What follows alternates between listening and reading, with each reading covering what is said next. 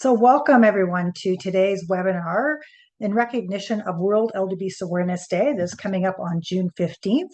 The theme for our World Elder Abuse Awareness Day across Canada is Be Bold, Age with Attitude. So we are so privileged to host this event in partnership with the Canadian Network for the Prevention of Elder Abuse and CanAge, along with our many elder abuse partners across Canada, as you'll see many of their logos below. We could not have done this without their work and partnerships in planning for the last 6 to 8 months and hosting the events, as well as all the promotional and social materials that we have to enable you to increase awareness in your own local communities to advocate for the rights and dignity of older adults across communities. So I would like to introduce my colleague Benedict Chiffon from CNPEA to provide our housekeeping acknowledgements. Hello, everyone. It's so nice to see all of you today. Even if I can't see your faces, I can see the comments in the chat box. If you don't know me, my name is Benedict Chiffon. I'm the Executive Director of CNPEA, Canadian Network for the Prevention of Elder Abuse. We are the sole pan-Canadian organization, as far as I know, who is strictly focused on the issue of elder abuse and neglect across the country. And our mission is really to build awareness, support, and capacity for a coordinated approach across Canada to the prevention of elder abuse and neglect. And so doing stuff like this event today in partnership with organizations across the country, with the support of people at the local, provincial, and national level is really what we're all about. It's a joy to see you all. So thank you for joining us. In terms of housekeeping and tech tips, a couple of reminders. All of your cameras and microphones are automatically turned off, and that is to preserve the quality of the sound for this event, which is being recorded. As you have noticed, we are joined by 2 ASL interpreters today. They are visible throughout the webinar, and you can alter how you see the speakers and how you see everything by clicking on the little gallery view icon at the top of your screen and choosing what suits you best. As you will see at the bottom of your screen, there is a Q&A icon. If you click in this, you can type your question for our panelists today. We will address all your questions at the end of the session. And you also notice there is a chat box. So if you wish to post a comment, have a little chit chat with your fellow attendees, you can use that. But please try to keep your questions to the Q&A box. It makes it so much easier for us to stay on top of everything and ask your excellent questions at the end. Marianne, thank you. As mentioned, this event is being recorded, and we will be uploading the recording of the session on our respective websites, EAPON.ca and CNPEA.ca. Usually by the end of next week, that will be done.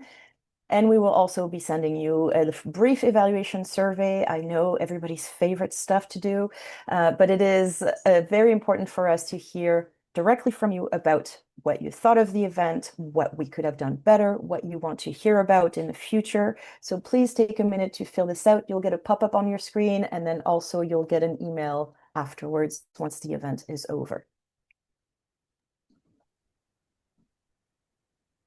And Rayanne, I will let you take over. Thank you, Benedict. I would like now to deliver our land acknowledgement on behalf of our organization to start our event today. We acknowledge that we gather on the traditional territory of a number of First Nations and acknowledge their stewardship of this land and its waters as protectors of its abundance, natural abundance throughout the ages. We seek a new relationship with original peoples of this land that remains their home to this day. May this relationship be one of peace and friendship, based in honor and deep respect.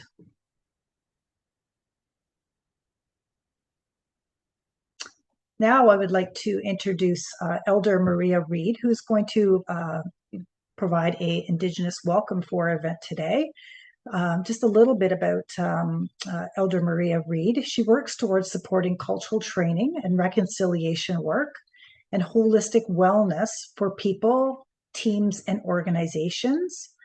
As an Anishinaabe, Elder Maria brings deep knowledge, guidance, and a commitment to fostering understanding, healing, and connection. With ancestry from Batchewana First Nation, Métis, and Sami people of Sweden, she offers a unique perspective on Indigenous knowledge, cultural safety, and community building. As a guide, advisor, speaker, and trainer, Maria helps organizations create inclusive, mindful spaces where people can do their best work and live their best lives. So I would like to ask Elder Maria now to come on and provide our Indigenous welcome.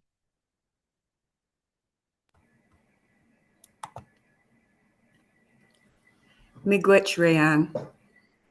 Bonjour, Anin, Wabigekek, Ikwe, Indigenous Maria Reed. Hello, welcome. My spirit name is White Hawk Woman. My English name is Maria Reed. I am very honored and humbled to be sitting amongst all of you today, doing the good work that we're doing for all of our elders across the land. One thing we need to know about elders is we lead the country. We are strong with wisdom. And I love the lines they used for this event: be bold and go forward. I would like to start us in a good way. I do not use the word prayer. Prayer is triggering for some of our people. I always say I'd like to start us with good words, because good words are good for all of us. And this is how I do it. Creator of all good things, grandmothers, grandfathers, 7 sacred directions, and all of our ancestors. I invite the ancestors to join us today to help guide us in a good way, to help us think and feel from our hearts. Creator, I would like to thank all of these beautiful people I sit with today. I ask that you keep them healthy, keep them strong, keep them happy, and most of all, keep them very well loved. For they truly are some of the people, some of the change makers that will help all of our people moving forward.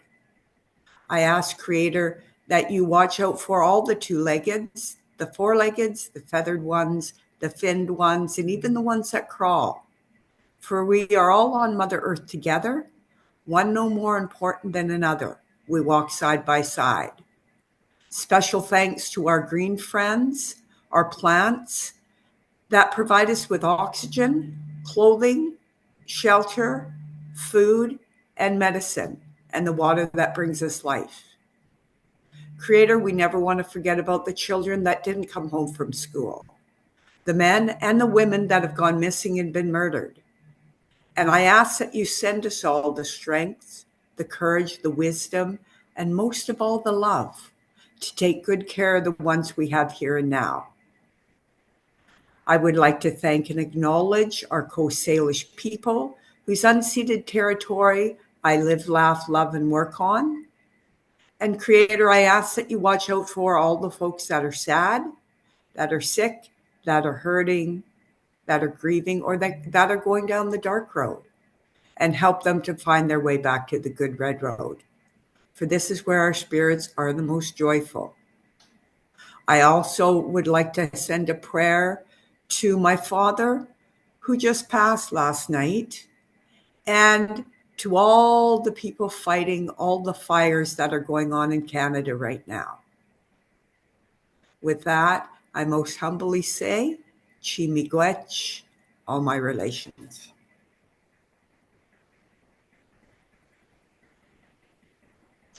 Thank you so much, Elder Maria. I am so sorry for your loss.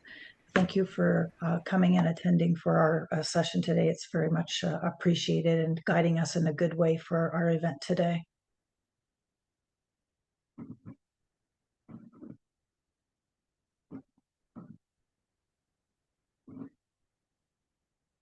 I would like to introduce our moderator for today. Many of you are probably very familiar with our Laura Tamlin-Watts. So Laura was our moderator last year and does a fabulous job, and we work so closely with CanAge. So she is back again to host the event and moderate the session for the remaining of our event today. But just to give you a little background for those who have not seen her on television or in the media and all the other conferences and presentations that she's at. Laura is one of Canada and the world's top expert in aging and longevity and elder mistreatment. Her day job is, as I say, running CanAge, Canada's National Seniors Advocacy Organization. She's also, in her spare time, a professor in law and aging at the University of Toronto. As I mentioned, she's on TV and has done over 4,000 interviews in the past 6 years.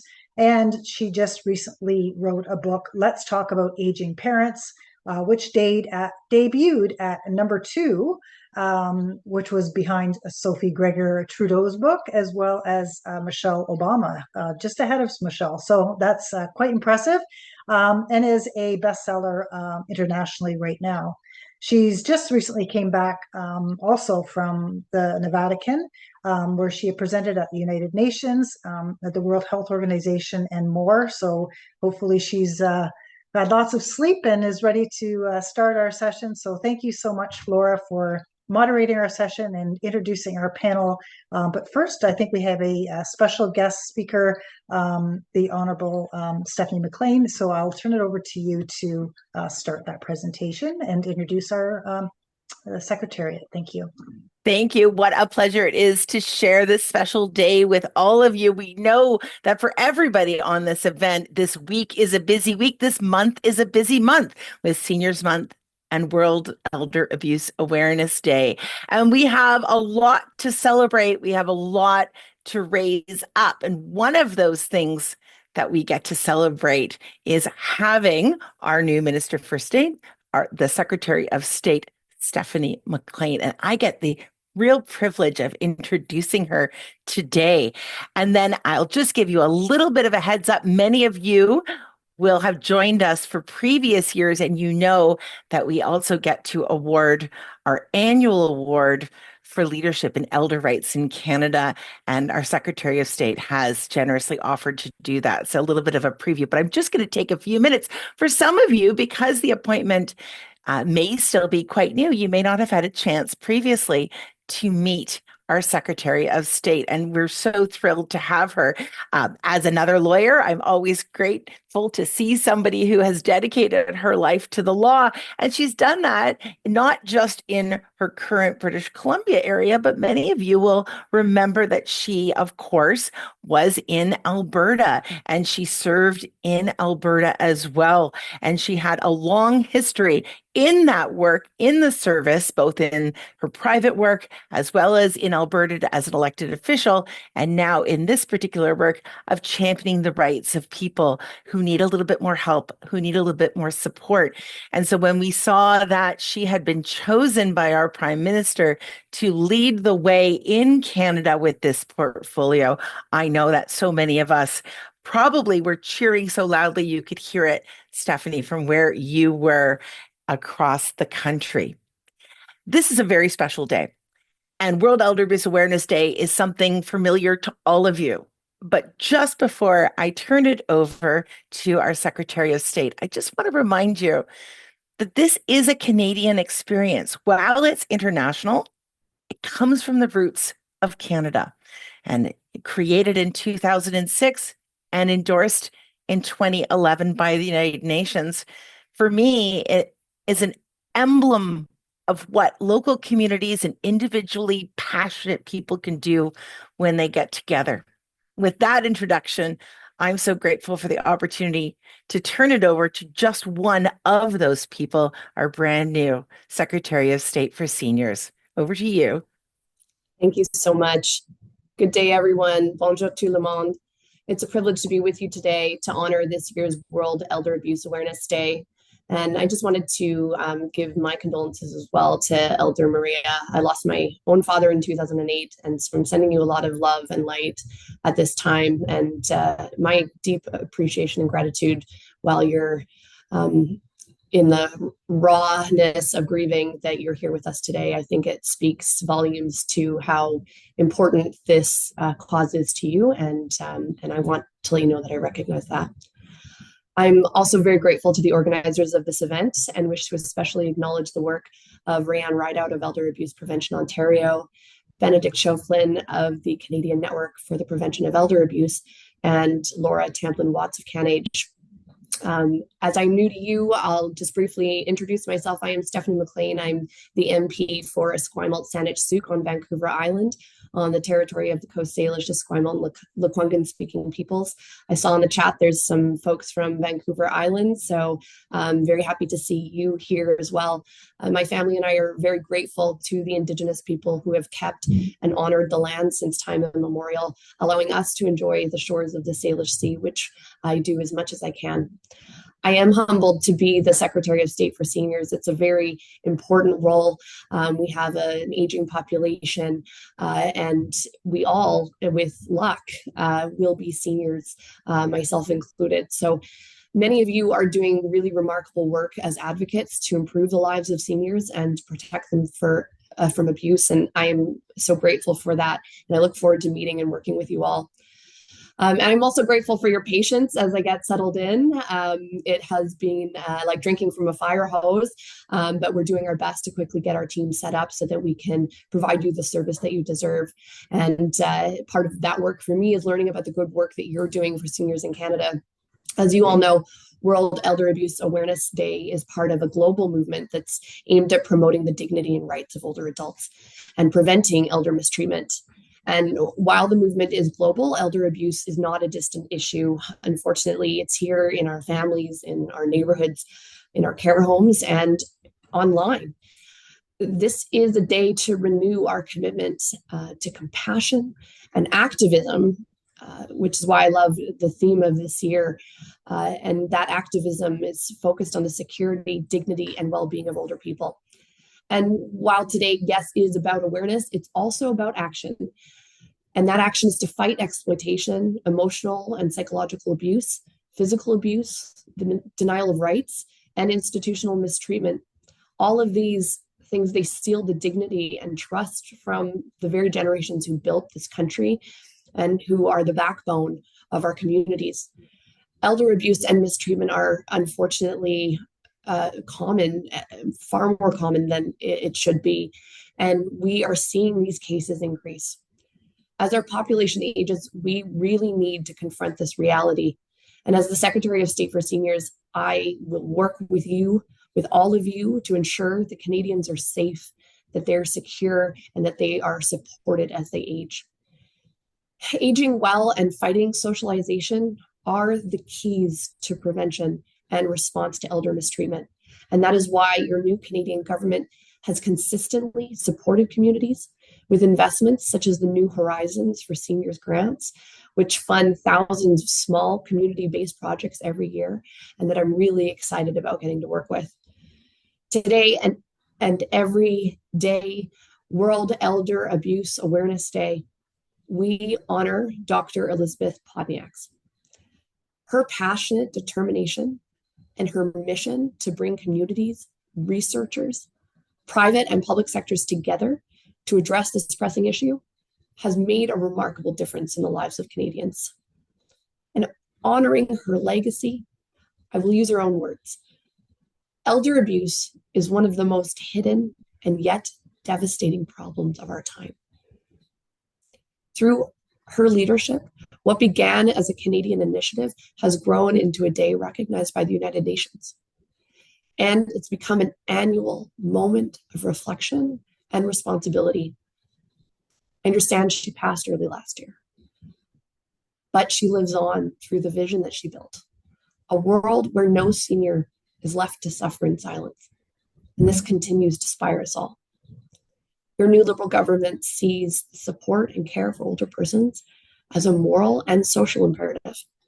And today I'm here to tell you that I reaffirm our government's commitment, our commitment to supporting seniors through the economic uncertainty that the US tariffs have imposed, to strengthening prevention and supports for older Canadians through our financial and social investments, to empowering all Canadians through awareness of the need for prevention and response to elder abuse and neglect, building age-inclusive systems so that older Canadians are not left behind, and elevating seniors' voices so that older persons have a direct say and lead in their own future and the future of this country, and through our National Seniors Council. The annual Dr. Elizabeth Podniak's Award for Elder Rights in Canada celebrates individuals who advance the rights and dignity of older adults. And now the really exciting part. It's my honor to introduce the 2025 recipient, Dr. Raza Mirza. Dr. Mirza holds both a Master of Science and PhD from the University of Toronto's Leslie Dan Faculty of Pharmacy. His scholarly work has focused on the socio-behavioral determinants of health, ethical decision-making, and evidence-based care for older adults.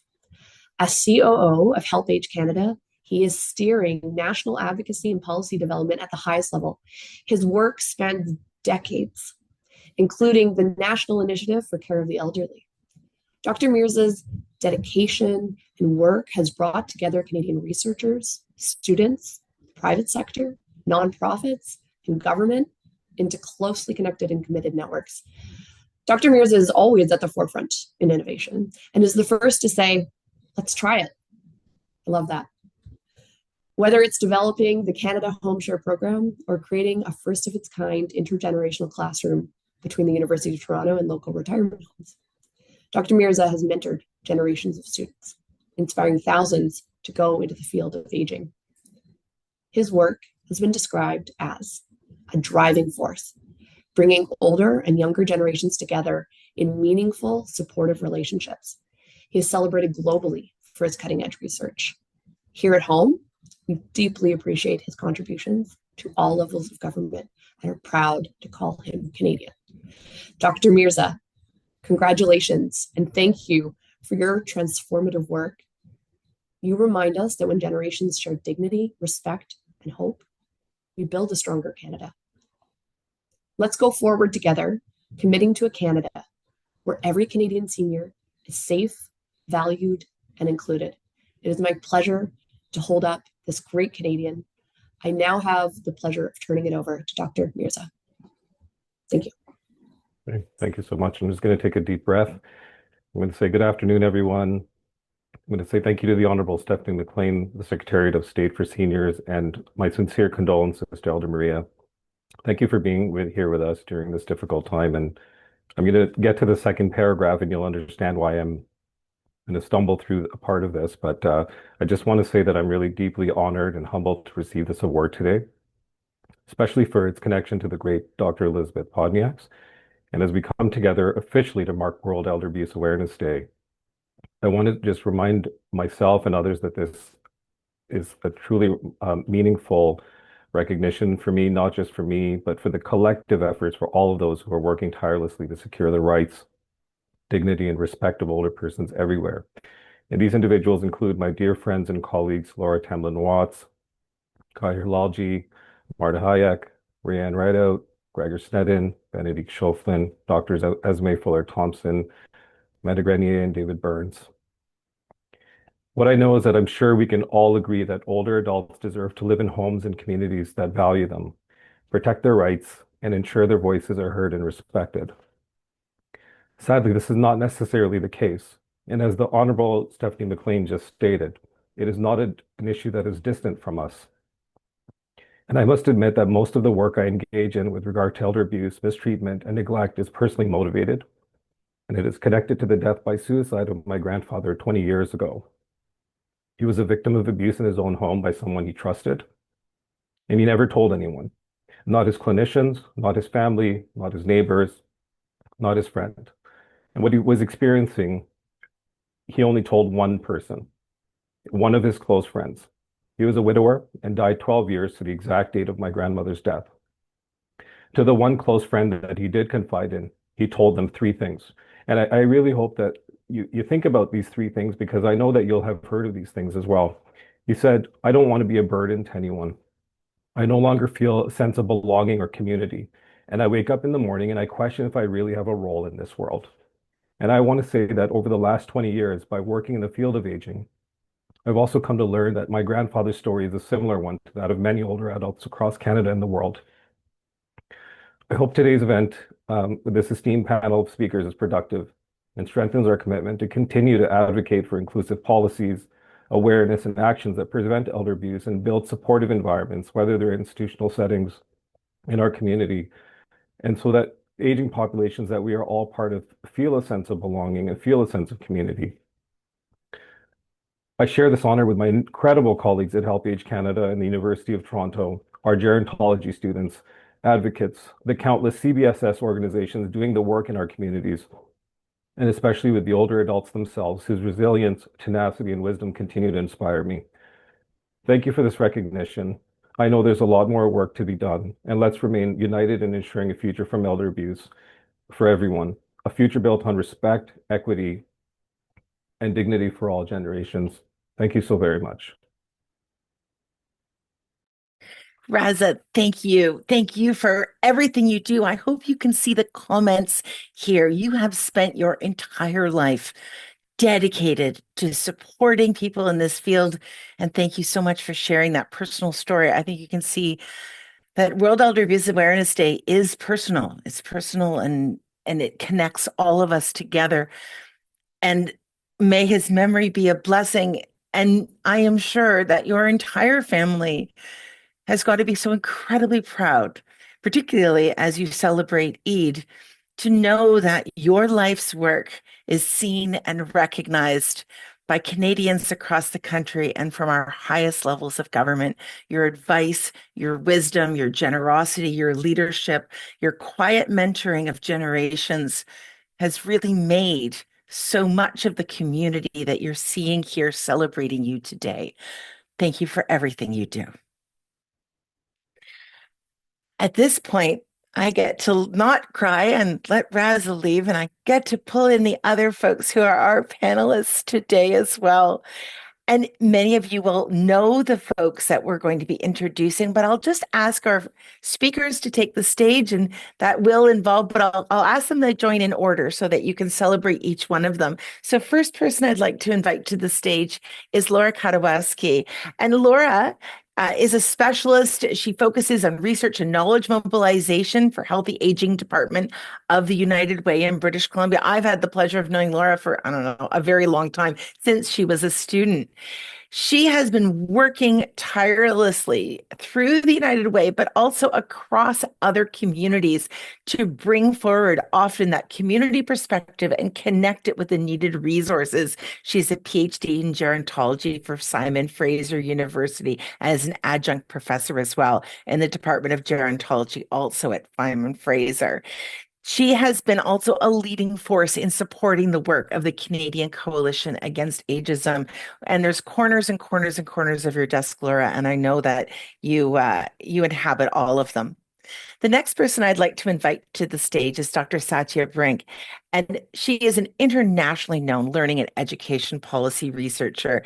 I've had the pleasure of knowing her for, I guess, probably 25 years, and she's in her career had enormous number of roles within government, academia, as well as her leadership role in the OECD. And she did a lot of work as well with UNESCO and the World Bank. You may also have, as I do, her very famous book on your bookshelf, which is called The Longevity Dividend, Later Life, Lifelong Learning and Productive Societies. And that is a superlative book. And I really, if you don't have it, you must get it immediately.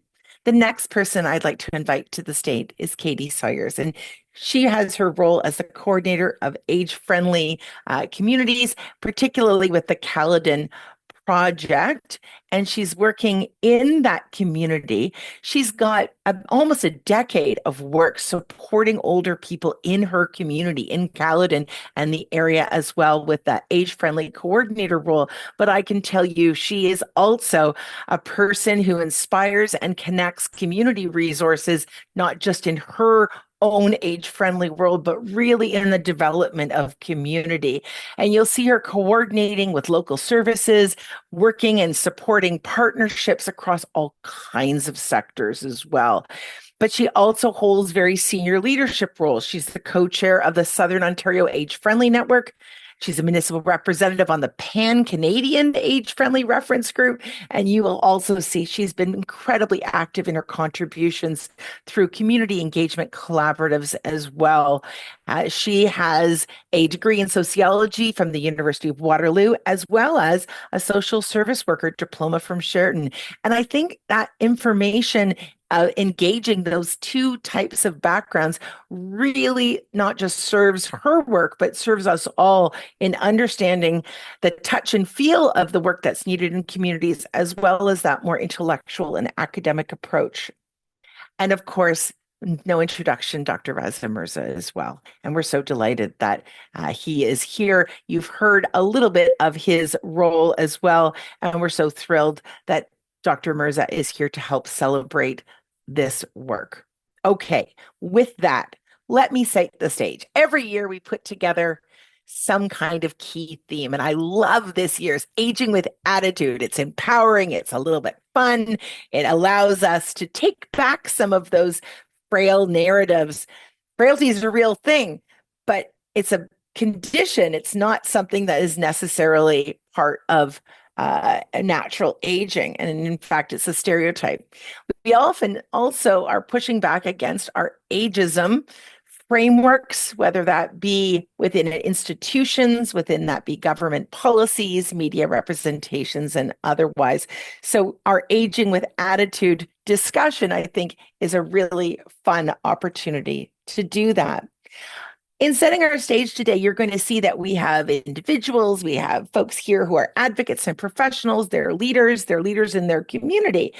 But as part of this opportunity to celebrate that local level up to our different regional, provincial, and territorial community, Canadian, and onwards, it's important to also recognize, in the same way that World Elder Abuse Awareness Day came from local Canadian community activism up to the UN, this conversation is also reflective of some of the great work that's being done at the United Nations level. And many of you here have been part of moving forward to advance the rights and well-being of all global peoples as they age. And that means celebrating that we got the first really productive steps in the creation of a UN convention on the rights of older persons. And that has to be celebrated, I think, not just today, but every day. That has been 15 years of dedicated hard work. And we're seeing again those important connections from local communities all the way up to global change. With this, I get now to open up the conversation to the group. Okay, let me open it up. We're going to move into our questions. And when we're having this, I want to talk a little bit about understanding and addressing elder abuse. I'm going to kick it off with Laura and Raza. Can I ask, from both of your perspectives, what are you seeing elder abuse look like today? And in particular, how are we seeing the evolution perhaps of more hidden or subtle forms of elder abuse? Laura, I'm going to turn it to you and then over to Raza. Yeah, thank you. So I think when we think about elder abuse, many of the people, of course, in the audience will know that it refers to the mistreatment of older persons, which can take various forms like physical abuse or mental abuse, financial abuse, sexual abuse. And I think when we think about elder abuse, we often think of it in conjunction with neglect, which can refer to the failure to provide necessities or meet the basic needs of an older person. And so there's some types of elder abuse that are quite obvious and easy to identify, like the physical abuse. People clearly understand that's a type of elder abuse. But I think some of the other types of abuse, like mental or emotional abuse or neglect, can be more difficult for people to understand and be aware that that is actually a type of abuse.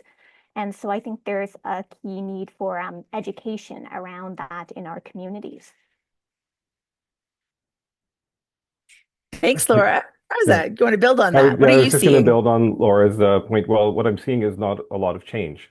And I think that's something that I really want to highlight here is the fact that, well, when we think about and say, well, what does elder abuse look like today? Well, in many ways, it looks exactly the same as it has for the last 20 years since I've been in the field of aging. And one of the more problematic things that I'm seeing now is that we still don't have a standardized definition for what elder abuse, neglect, and mistreatment is. So if you look in Canada and in different jurisdictions, even the way that we operationalize and define what this means makes it difficult for us to engage in policy making and engage in practice and for there to be implications. Now, in terms of what the forms look like, I'll give you an alternative viewpoint and say that actually, instead of us looking at the more hidden and subtle forms, which I'll talk about in just a second as well, let's talk about the things that are actually not so hidden and actually are coming out into the forefront because what we're seeing more often are posts on social media. We're seeing people making TikTok videos that are being popularized. They're becoming viral. You're seeing people actually responding to them in a very negative way, and that actually feeds into this narrative. And so it's actually becoming a lot more visible. And I think the challenge with that is that now that there is greater visibility, that there's still a lack of action with regards to that. Now, some of the more hidden forms that we might see are related to artificial intelligence and seeing the manipulation of voices that lead to financial elder abuse or to all sort of psychological manipulation. And one of the forms that I've seen more recently that hasn't gotten as much attention as it might is actually the trafficking of older persons.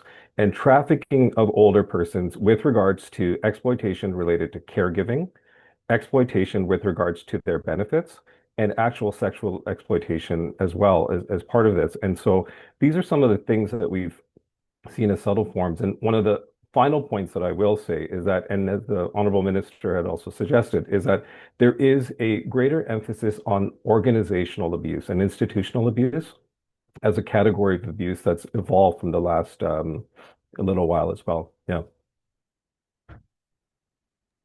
Thanks so much. I'm asking folks who feel like they would like to share to jump in as well in the chat. For folks who find the chat a bit disruptive, feel free to click that little X and the chat box will go away.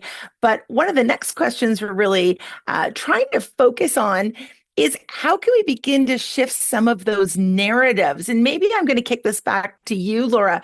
You've had such a focus on ageism. It begins really early.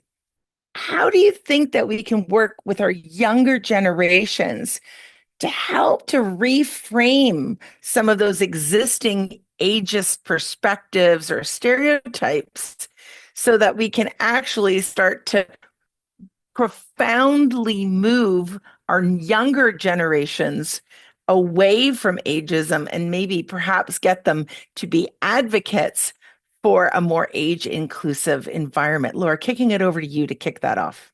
Yeah, thank you for that question. And the World Health Organization has a big report that they did on ageism, the global report. And in this report, they identified three main interventions that are effective at eliminating ageism. And so these were changes to policy and law, education, and intergenerational contact. And what they actually saw with the education piece is generally that tends to be most effective when it's paired with intergenerational contact. So we need those two key components of both providing education about aging and older people to younger people, but also providing those opportunities for them to develop meaningful relationships. Because I think with our changing society, many people might not have grandparents living close by within their community. Maybe they don't have opportunities to interact with older people. And so being able to provide education, but also create programs where older people and younger people can interact in mutually beneficial ways where both of them can show their strengths and skills and be able to contribute is a really powerful way to try and change perceptions, and can actually change both older people's perceptions and also younger people's perceptions, because we do know that there can be ageism towards younger people as well, in fact. There absolutely can be. Katie, and Zadia, maybe I could pull it over to you. If we're thinking about ways that you've either seen that's successful or encouraging in ensuring that we're batting back some of those negative ageist stereotypes, can you share us some thoughts about, from your experience, what are you seeing that's working? Maybe I'll start with you, Katie. Thank you so much. And I'm going to go to what Laura was saying about, those intergenerational programs. We're seeing a lot of these coming out of the woodworks through a lot of grant funding or organizational support, because this is a huge concern. And what we're noticing is that they have opened the doors for future conversations.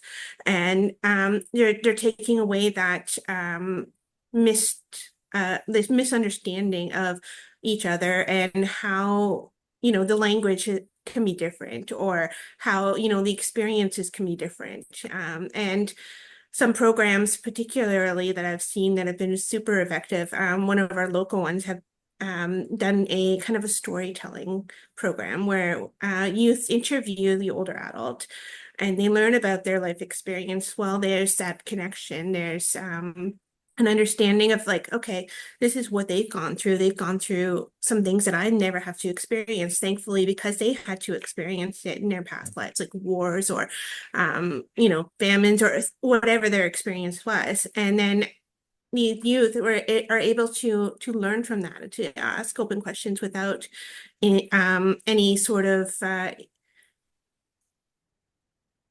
restrictions or having any repercussions of that. It is a safe space and in the end, actually, it's very beautiful because this program actually allows the book to be published and retold as like more of a historical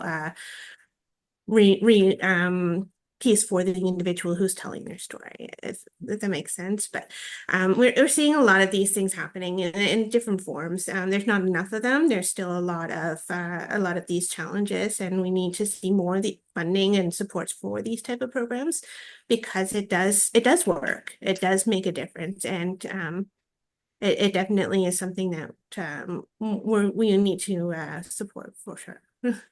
I'm going to pick up on that. Dr. Brink, maybe even I will ask you, you've done such compelling work, both at the local level, but globally on this, and particularly around thinking around ageism and challenges around aging and longevity within the healthcare system. I'd love if you could share some of your thoughts about that with us. And you just may need to click to unmute. There you go. Thank you. Thank you. Let's look at the large picture. There's ageism at the global level, cultural level, and institutional level. And Canadians think that abolishing ageism is a moral issue because we are nice. That's not it at all. I mean, it's an economic and a social issue. I mean, the older people in Canada, the volunteering they do is worth 10.9 billion. Who are we kidding? I mean, we need to see that ageism hurts us all. In fact, it's a kind of collective social abuse of Canadians that we don't recognize this. And I think that you mentioned reimagining aging. Well, I think we need to recognize in a life course, aging starts at birth, not at age 65. I mean, there's 1/4 to 1/5 of the population that's aged. Can you imagine ignoring 1/4 of the population of any other age? I mean, this is ageism in a cultural level that we can pick on this particular 25% and treat them this way. And in terms of healthcare, the global idea is you should have between 6 to 10% of the health budget for prevention. So we can increase the health span so these people who are older can continue to make the contributions to their countries. We don't do that. Instead, we think, oh, older people are a burden. They don't merit the same kind of health care. And we are reducing their health span, which is actually pretty stupid because we are hurting ourselves and younger people who are going to be aging, and we are hurting the country. So we need to think bold, as you said. We need to think big, and we need to see ageism wherever it is, how it infiltrates every bit of our thinking. I want to connect that, if I may, with some of the intergenerational pieces. Many of you may know that Dr. Mirza's work on creating intergenerational classrooms has been highlighted and honored this year. He had the crazy idea of bringing some of his students and actually running a program in a retirement home where students were University of Toronto students, I think in Ryerson as well, and also in this retirement home. That intergenerational lifelong learning was, I think, extraordinary, both for the content, but for the experience. Dr. Brink, you've been such a passionate advocate on lifelong learning. I wondered if you could just speak to what are some of the advantages and why do we need to invest in that as well? Well, I don't know if you have heard about the fact about how quickly knowledge is increasing in our world. Mr. Fuller was the one who first started talking about this, of how quickly knowledge doubles. And in his estimation, it doubles every 12 to 13 months. Well, if it's doubling every 12 to 13 months, what are we doing? We have to update ourselves. There is no way we can do it without lifelong learning. And this lifelong learning also should recognize that one person cannot know everything, even if they say they're an expert. It has to be collaborative. And it is the collective holdings of knowledge that moves us forward altogether. And that's why we have to think about lifelong learning as being good for us, but being good for everybody who's living now, but actually for the human species. Lifelong learning is so important because it's the only way we can adapt to modern life. And we know it's a bit of a use it or lose it attitude as well when it comes to people who are doing the studying around cognition and neurology, that lifelong learning, doing new things is actually critically important. I've been told by my neurologist friends, I don't need to be good at the new things. I just have to try them. I find that personally quite reassuring. Maybe before we depart on this, I could ask Dr. Mirza to just speak a little bit about the experiences of that intergenerational classroom, which has again won all kinds of acclaim and award, both for the lifelong learning as well as any reflections that you have that came out of it. Yeah, thanks so much, Laura, and thank you, Dr. Brink, for really putting the context around this. And really, what this is I'm teaching a course on aging and health, and really wanting to again put context around some of the things that people were learning.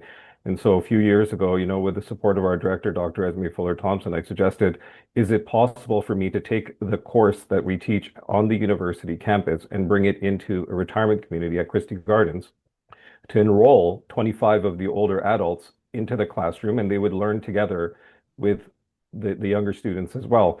And the reason for this is twofold. Actually, one of the questions that we would ask at the beginning of this class is to say to these younger U of T students, when was the last time you interacted with an older person? And many of them would say, I haven't.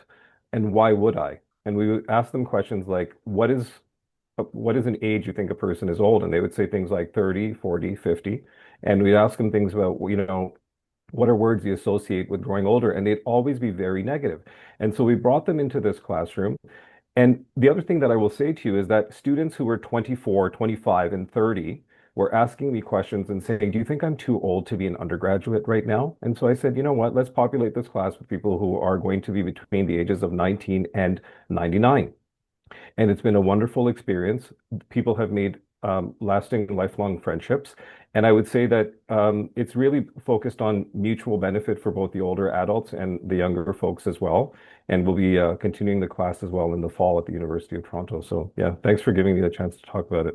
It's been such a great and rewarding experience for everybody. And that's a kind of learning and learning, right? You're learning the content, but you're really learning from each other as well as you're understanding that if you're bringing folks together, they can do that, really enriching the experiences and connections. Maybe I'm going to follow on that a little bit. And Katie, if I can come to you and then over to Laura, we know that social isolation and loneliness, they're not the same thing, but they're closely connected to each other, are profoundly problematic, and that many older people are socially excluded, whether that be by cutoff dates, mandatory retirements. They may be excluded because the place that they're supposed to meet isn't accessible, or that they're feeling excluded because their needs aren't being met. And that social exclusion often can lead to loneliness. Many of you will have heard the now often recited statistic that loneliness is as bad as smoking 15 cigarettes a day, can take up to 8 years off your life. Many people, however, are not as aware that loneliness, really suffering that feeling of loneliness, reduces your cognitive reserve and your abilities in terms of dementia prevention. So it actually makes you more likely to have mental capacity challenges, even can reduce things like grip strength and actually your stability. It's astonishing. Katie and Laura, you've both been at this. Katie, can you just talk a little bit about how social inclusion for older people in the communities that you're served, intergenerational and loneliness issues may come together? I'd love to hear your expertise on that. I love the question. I think there's a lot of different ways I can answer. I could probably fill up the whole hour with this because it is a very hot topic right now, and it's a very unfortunate topic. The fact that COVID-19 has kind of escalated things. It isolated our older populations even more than they were previous to the lockdowns and the shutdowns that happened during that time, because they were afraid to leave afraid of the virus. And there was a state of that disconnect that was because they were not included in the technology piece. And a lot of it is around the fact that they are not as informed about technology. And going back to that lifelong learning component, we are finding that a lot of people are having issues connecting to their community because they're not connected to the internet. They're not connected to the social media networks, and they're not getting the information to how they can actually engage in the community, how they can participate.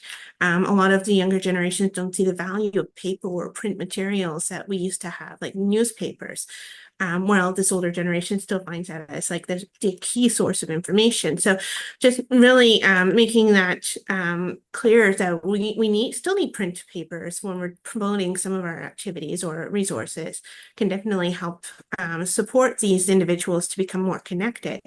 And by encouraging the connectedness, whether it's like an intergenerational program, a regular program, whatever, we want to make sure that they stay engaged in some capacity, because as you said, it's just as bad as smoking. And we're finding that the more people are engaged in that preventative aspect, the less likely they're going to end up in the hospital or premature long-term care. And so they have a better quality of life. For a longer life, they're able to stay in their home for as long as they want, longer if possible. And one of the things that I use constantly in terms of age-friendly communities is aging well and aging in place. And that speaks to like the community that you grew up in and you raised your family in, that you know, have friends or, you know, networks or your doctor close by, or the house physically may not be something of that you're talking to, but like the actual community, and how are you able to stay in there for as long as you like. That's generally what the key points that we try to focus on when we're talking about that social isolation component.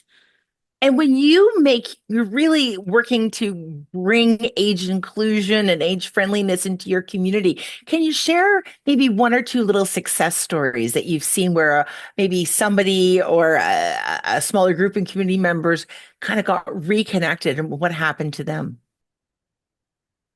That's a beautiful question.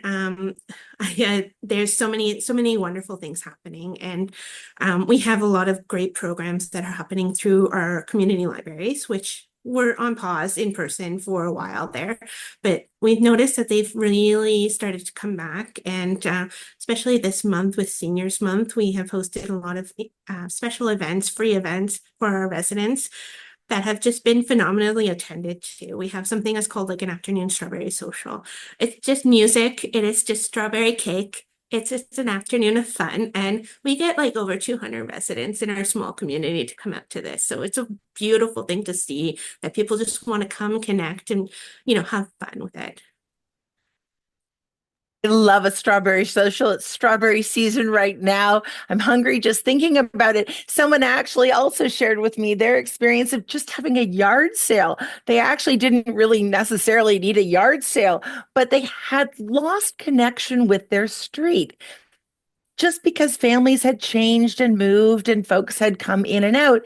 And with COVID-19 as that break, she didn't really know as many people on the street. So she puts up signs and said, I'm going to have a yard sale. Anyone want to also put things out? I think some things got bought, but mostly what they started was this really great reinvigoration of community. It didn't cost any money, was an afternoon. And I think that it was these sort of small initiatives can make a huge impact on people. Laura, you have invested so much of your time with United Way of BC trying to get those types of initiatives into community and to help people. Can you share a little bit about the work that you've done and that you've seen in the field of fighting against loneliness and trying to make things more age inclusive? Yeah, and so to build on Katie's answer, so I think a lot of what she said about her experience really reflects similar themes for what we've seen in BC, that there are barriers that might prevent older people from being socially included. And so, for example, digital literacy was mentioned as one example, and that's an area where we've offered programming in the past in partnership with local community-based senior services, and that was particularly important during the pandemic. I think there's also a lot of barriers sometimes for those people who are most isolated. They might need more than just having a class or service available. They actually need support to be able to engage in service. And for these people, we have programs like social prescribing, where there's actually a community connector who can work with older adults who might be experiencing loneliness, maybe a loss, perhaps their health is declining, and work with them in a holistic way to identify ways that they can engage in community and get the services they need. And so not just kind of providing a referral to a service or telling somebody that's available, but maybe also taking that extra step and helping to arrange transportation for them or accompanying them to the first class so that they feel comfortable. So that's something that we've been really investing in. And one additional perspective that I did want to provide is at, I think, the higher systemic level, there is a lot of work that can be done to try and change policies and services in order to address some of those barriers that might prevent people from participating socially.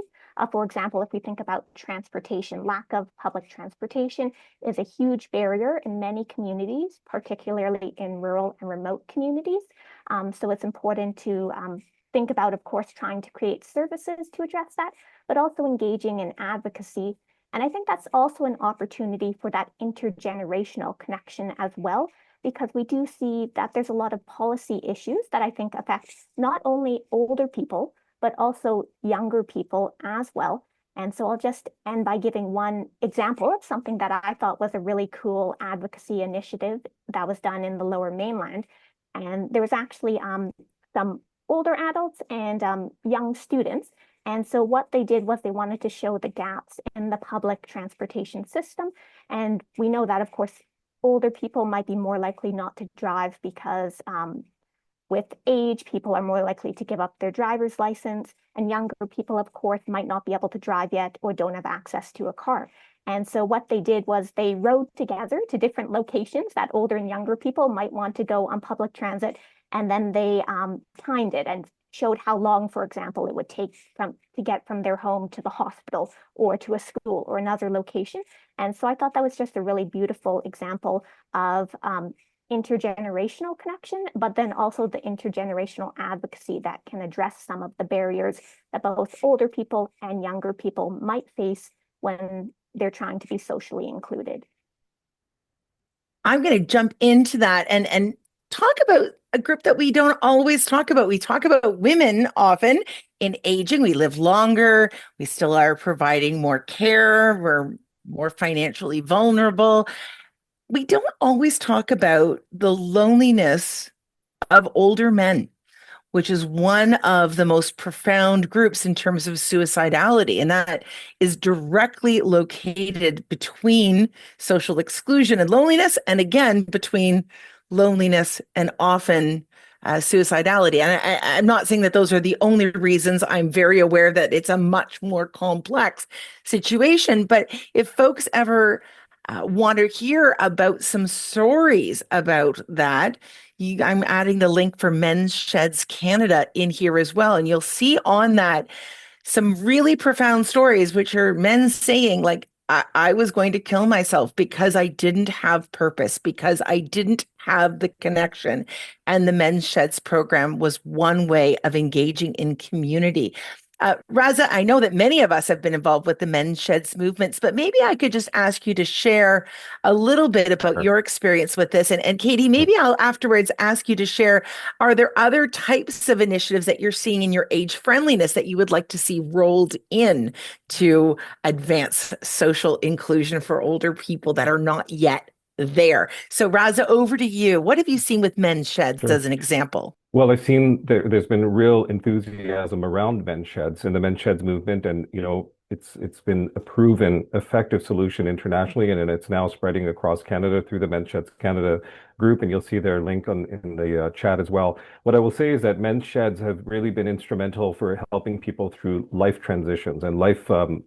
If we put a life course perspective on it, one of the more difficult transitions for older men is actually around the time of retirement, where a lot of their social identity is tied to work and purpose and having a specific role and a routine. And once that's broken, it's very difficult for folks. And one of the other things that we know is that older men's social networks are weaker than older women. And for them to be able to recreate their social network and expand that social network is difficult. One thing that I hear quite often, whether it's older men or older women, is that they're sometimes afraid to make new friends because they're saying, well, I'm not sure what this person's motivation is to befriend me. Is it to exploit me? Is it to engage in some sort of mistreatment? Is it for financial reasons, whatever? And so the Men's Sheds movement really helps to facilitate this and actually gives people a place to go. It gives them a sense of belonging. It gives them a sense of community. And one of the ways that it's framed is that older men are sometimes reluctant to be the recipients of social services and support. And one of those reasons is because it's often framed as, well, I don't want to be seen as this older, needy man who needs help and support. I want to be in a position where I can give back. And the Men's Sheds program allows people to give back and to really engage. And the final thing I'll say about it is the framing of it is sometimes that older men sometimes don't meet face to face, they meet shoulder to shoulder. And this program allows them to do that. And Laura Katawaki has also been very, very heavily involved with the Men's Sheds work as well. So, yeah. That's a great news story. Again, you'll see the link in there, Katie, and then I'm going to go to you, Dr. Brink, to kind of give us a bit more of a perspective, taking some of these community initiatives back up to the local and international level on prevention. That's my little flag to you on that one. But Katie, are there pieces, as you've been so involved with age-inclusive communities, are there pieces that you would like to see added in there that are not yet part of those traditional pillars and frameworks? There's a lot of new programs coming out of the woodworks, like Mensheds, that I think are so innovative and that just need more awareness, so more communities can take part in them. Some of the things that I think we can build off of is just unique programs, cultural programs, or things for interest-based programs instead of your typical tea or card program, which traditionally were very popular. They're not as popular these days. People want to, like we talked about earlier, learn about something. They want to engage and create something. And so programs that kind of meet that need and are definitely things that the communities are looking for. And there's a lot of discussion about, people being afraid to join something new or try something new. And there's not a lot right now, but it's growing.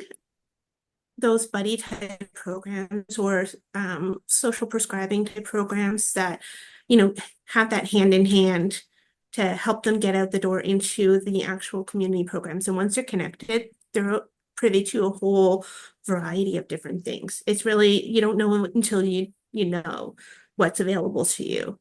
And it's just getting that little foot in the door about, one thing that they're interested in and having somebody join them with that, participate with them, and then go from there. Kids support their whole life, completely change over their perspectives. And I just wanted to we are getting great stuff in our chat. Have a look. For sharing. We're connecting. Tell us things that you are seeing that you are liking as well. So there's great opportunities. There's some offers to volunteer in there that I know lots of folks here will happily take you up on. So we're going to be doing that as well. And I wonder if we can move now in our last few minutes to Dr. Brink to talk about the important role of prevention. You've said we're not doing much in the area of prevention, that's for sure. What do we need to really be thinking of? What are our top tips on including prevention into this discussion so we can age better and age with attitude? The trouble is, when you say prevention, people think that it has to be a problem first.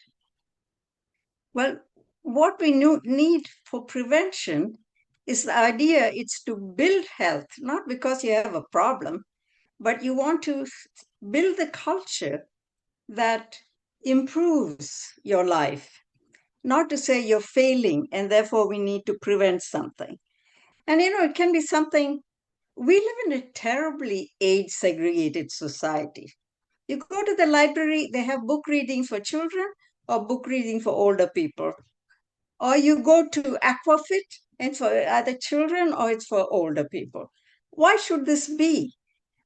And what we need to do is to think of ways that are more life course oriented. So we need to think of ways of building networks that last, change, involve new people throughout our lives. And it can be anything. It can be people on a street that go out and wave to the school bus as it's going by. It can be something as simple as we'll all meet at 10 o'clock on this park bench at this park. It can be something simple as, let's all get together and have a picnic. It can be all kinds of things that are not super organized, but that at 10 o'clock in the morning, everybody is going to bring donuts to the park. It can be something as simple as that. But if you have that habit of having a network and thinking of the fact that this network is not for me, this network is for everybody that's coming in the network. And it's a network. So we're going to have people dropping off and people joining in. It is a way of building community. And it's a way of growing the way in which you think of other people. And this is the best way to prevent this age segregated idea. The idea is to think about ways in which this network actually builds an inclusive society. Yes. And I want to put that also into our age-friendly part of our chat. What do you think needs to be added into our age-friendly or age-inclusive community frameworks? For me, I don't know how we can have an age-friendly community unless we've got elder abuse prevention and response. Because it's one thing to say we need to educate, but we all know people need help.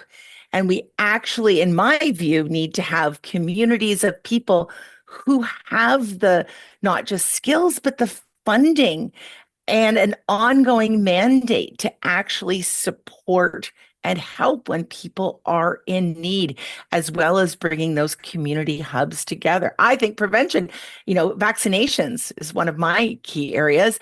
And if we're thinking not just about the vaccinations that have the benefit, if you take the flu vaccine, you theoretically don't get the flu. If you take the pneumonia vaccine, you probably not going to get pneumonia. But that there are now incredibly interesting new research results coming out about the knock-on effect of vaccinations. Most famously, the new Welsh study that came out on April the 2nd, and I'll put it in the chat, that shows that getting your shingles vaccine, your Shingrix vaccine in particular, has about a 20% protective rate against getting dementia, making it potentially the most effective intervention besides eating right and exercising and staying engaged, of course. And I'll put that information there. As we're coming to the wrap of this conversation, I'm going to ask all of you, what advice do you have? We're going to age with attitude. What is it from your work and your community do you have as advice for folks here to move forward with that attitude of boldness? What would you like to see? And Dr. Brink, I know I was just pulling upon you before, but can I get you to start it off? What advice do you have for people to age with attitude in this sort of bold and vibrant way? I would get to start from the be bold part and say that everyone who is on this webinar should make a friend who is 15 years older than them.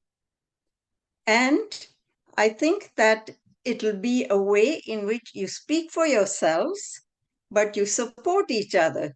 And it's a way in which it's intergenerational, but it also breaks down the idea that we are a community, it breaks down the idea that we are separated in the community by age. Rather, it is that we are united in the community by age.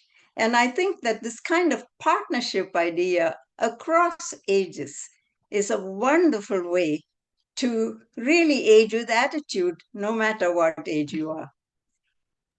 I love that. And getting connected is really important. A little shout out to a link I just put in there as well under the leadership of our friend Kahir Laji, that healthyagingcore.ca. That link in there is a place where you can, if you're looking to volunteer or to make a friend or to find out about a grant, it really is a great location.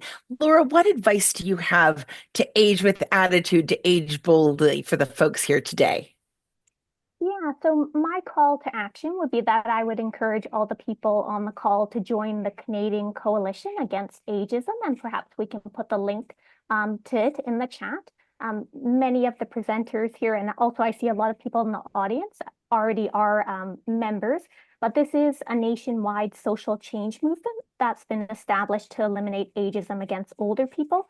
And I think we all are doing amazing work locally within our communities or even provincially, but there's really that need to come together nationally in order to address ageism and advocate for changes to policies, including a UN Convention on the Rights of Older Persons, as Laura has mentioned earlier. So I would encourage everyone to visit the coalition webpage and join. You can join as a member, as an individual, or an organization. And we need everyone to get on board to this movement.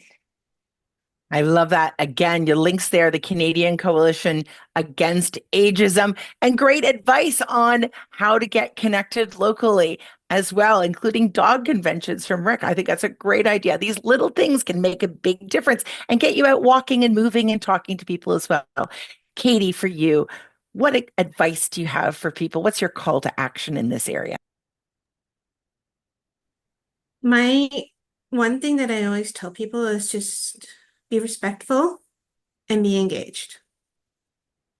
And by doing those two things, you can definitely make a change in your community, in your life, and in all of the other things like the policy changes and things like that. If you're being respectful and you're being engaged with something that you're passionate about, you can definitely make a difference in your world. That respectful engagement and that piece that you said about passion, we know from the research that if a person has a sense of purpose, that purpose will help to propel them against loneliness, support greater relationships, but also really advance their well-being more broadly. And that even can help to support cognitive reserve in addition. So that sense of purpose and passion, Katie, I really appreciate that. Dr. Raza, over to you. What advice do you have for folks here about how to age without it? What's your call to action for folks here? What the call to action is actually one for myself too. So yesterday I was on a panel and someone said to me, "Can you help me define and understand the word community?" And I said, "Actually, I can't. It's a really difficult concept. I know what community feels like." And the way that I wanted to frame it today is to say that community is where you create it. And so one of the things that I'll reflect on is that last night while putting out my recycling, I've lived in the same home for 36 years. I wave to my neighbors to the left, right, and across the street, and I recognize that I don't know them. I don't really know them, and I'm going to encourage you, building on what Dr. Brink said, is to make a new friend and maybe go out and say hello to your neighbor and get to know them better and to build that community where you are and be very intentional about it. So yeah, I'll leave it at that. I think that's really important. I'm asking, what does community mean to you? Share that in your chat. As we're moving into a bit more of our Q&A session, I'm going to ask Benedict to come forward. But as she comes forward, I just want to pull upon those loose threads of community we know are very important. And even during COVID-19, those close connections, maybe we were in the same house with, or maybe we had Zoom calls with, but those looser community threads, the hello, the chat down at the coffee shop, the hello to the guy with the dog. Maybe you don't know his name, but you know the dog's name. I can't be the only one who has that happening to them. Those types of loose threads we know are protective and support in belonging and are critically important as well in making age inclusive communities. Benedict, I know you've been summarizing a bunch of our questions. Turning it over to you. Thank you so much, Laura, and thank you all of you. That was a fantastic conversation. It was really difficult because I wanted to keep track of everything, but also listen to you. So comments and recommendations for links and services in different parts of the country have been coming hard and fast in the chat box. I encourage you all to have a look. We'll be summarizing them and sharing them after the event as well. In terms of questions, I think we can go in order of how the themes were addressed during the presentation. There's definitely a lot of questions about intergenerational programming, right? Like the ones that exist, where can you find out more about them? And also, how do you create interest when you sense that maybe there's a bit of reluctance, perhaps, there's a lot of generational or kind of pitting generations against each other. And so people sometimes feel, well, older people are disinterested in younger generations or vice versa. How do you foster interest and excitement about it? Who wants to take that one? Laura's there. Off to go to you, Laura. Maybe I can start it off. So there is a website called Generations United, and that's a big initiative down in the United States. And they have tons of resources about different intergenerational programs, how to implement them. It's really quite amazing, the wealth of information they have there. So I'd encourage folks to check that out. Within Canada, of course, we have some intergenerational work that's been being done as well. For example, Volunteer Canada has an intergenerational hub. There is an intergenerational community of practice on the core platforms. And there's a lot of other, I know, great intergenerational work that's going on. So I would encourage people to check out those resources if they want specific program examples and information on implementation. In terms of the barriers about people perhaps not being interested in intergenerational programming or kind of wary to interact with other generations, I think that's definitely can be a challenge sometimes. One area where I have seen intergenerational programming seem to be quite effective is when there's a specific project or something that the people are working towards, because then it's not just, oh, let's get together older and younger people and you're going to spend time together. It's a very purposeful sort of intervention. And then if people are passionate about that, they'll do it, and they'll also build the intergenerational connections in the process. So you see examples of like community art programs, advocacy around the environment and others. So I think when there's also a dual purpose to the intergenerational programming, that can be a really effective way to get people to be willing to engage. Thank you. Any further comments before we move on to the next question?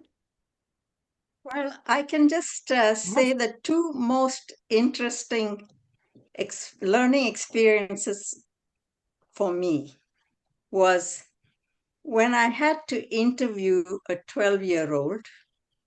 That was one experience.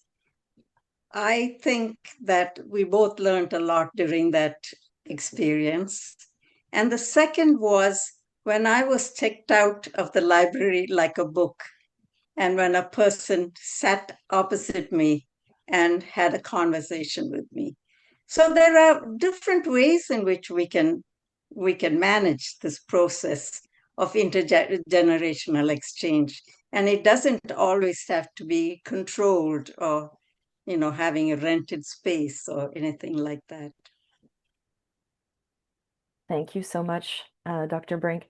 Going back as well to something that was mentioned earlier by Raza, when he mentioned, kind of newer forms of mistreatment that can take place. There is a lot of questions and interest about the topic of trafficking of older people, which is a bit of a darker topic, but is there a chance that we could touch on this for a couple of minutes and maybe expand on this or clarify for people, Raza? Sure, I can talk about it. There's a real expert in the field, Dr. Natalia Tomashina, who is looking at this issue of trafficking of older adults and what the different forms that it takes. And I'll give you an example. So part of this is about immigration and issues related to newcomers coming to the country under false pretenses and then being exploited for caregiving. So under the condition that this person is going to come to the country, a family will sponsor them and support them, but rather they're being shared amongst a bunch of different families for providing caregiving, and they're actually being housed in the garage and not being provided with financial support and independence. So there's this relationship of dependency, and that's just one example that I can give you. Yeah. Thank you so much, Raza. Now we have a couple of questions that have come in about different sectors, one healthcare, one banks, and how we can, or what should take place to enhance the types of support that people receive, the education and just general well-treatment that they receive, either when going to the bank and trying to make important financial decisions, or in healthcare settings, because if you are a professional in a healthcare setting, you are encountering a whole different slew of scenarios. And, how do you raise awareness among your team about elder abuse, about ageism? How do you improve the way we engage and support older people? And Laura, you may have something to say about banks. I do. The financial piece is one of my particular areas of interest. And so I'm not really on the panel, but maybe I'll jump in. The financial regulation is very complicated in this country, but let me just talk about the federally regulated banks. And in fact, credit unions kind of voluntarily roll up to them. They're actually provincially regulated. And the why I'm talking about regulation is because if you make people do it or you make organizations do it, then you get change, right? We have a voluntary seniors banking code, or I call it the not very voluntary seniors banking code, because every registered retail bank in Canada has to have a dedicated seniors champion. That's their job. It may also have another job, but they have to be the dedicated seniors champion. And they have to report directly to every CEO of a financial institution. And that CEO has to report up to the banking regulator called FCAC, the Financial Consumer Agency of Canada. Sounds great. In this not very voluntary seniors banking code, there's a thing at the bottom, the very last one we got in there. And it says they have to do competency-based training. For our educators here, you know, that means they have to learn it until they know it, right? Competency-based training on elder abuse, neglect, self-neglect, and mistreatment, mental capacity issues, and undue influence. And the one just above it is this requirement that financial institutions, in this case under the Seniors Banking Code, have to become connected and know about the community responses in their area. This is a way in. So if you're trying to get financial institutions included, waive the Seniors Banking Code. I'll put it there as well. For the investments, that's where most people have their bigger money. If you have it, it's not usually sitting in your bank account. Hopefully, it's in something like an RRSP or a RIF or an investment. And the regulators are moving to support better work in this space. So it's getting there. And we're seeing actually a lot of interest from financial advisors to get a really good understanding. So there's good movement in this area. We have very little in the financial field around insurance and insurance brokers and the insurance sector. And actually, that's an area that we need a lot more support on. So here's what I'll say. Banks and financial institutions and investments, they have the obligation to get consent. They have to make sure that you understand the information and appreciate the consequences. If you're an investment advisor, you have to try to get what's called a trusted contact person, which is somebody to reach out to. They don't have to give it to them, but you have to try to do it. And there's this mandatory training that's going on in the banking sector, and it's really being picked up in the investment sector. These are beginnings, but we are nowhere near where we need to be. We estimate in Canada there's about a $3 billion with a B, about a $3 billion loss because of financial exploitation of older people in this country annually, about $3 billion. And that number is rising. We have more older people, and that intergenerational transfer of wealth and the micro-targeting and really profoundly effective exploitation now with AI is making that disgorgement of funds even more complicated. I hope that helps. I'll put some links as well in the chat. It's a really important question.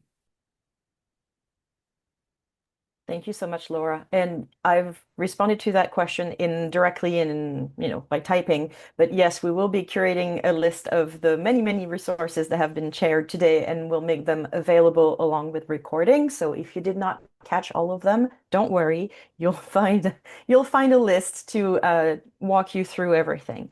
And I just wanted to add for people, some people said, there are organizations I'm hearing about today that I hadn't heard of before. Where can I find a comprehensive list? It's true, there's a lot. So when it comes to finding help, if you are in a situation of abuse or if you are concerned and want to get a bit more information, our website, cnpea.ca, you'll find a big orange button at the top right-hand side of the page, Find Help.